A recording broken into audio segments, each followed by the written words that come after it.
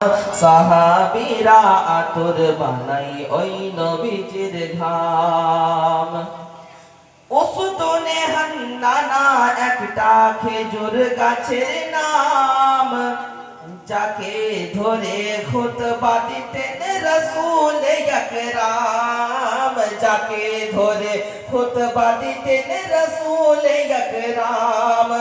উসদুনে হান্নানা একটা খেজুর গাছের নাম, যাকে ধরে খুতবা দিতেন রাসূল আকরাম।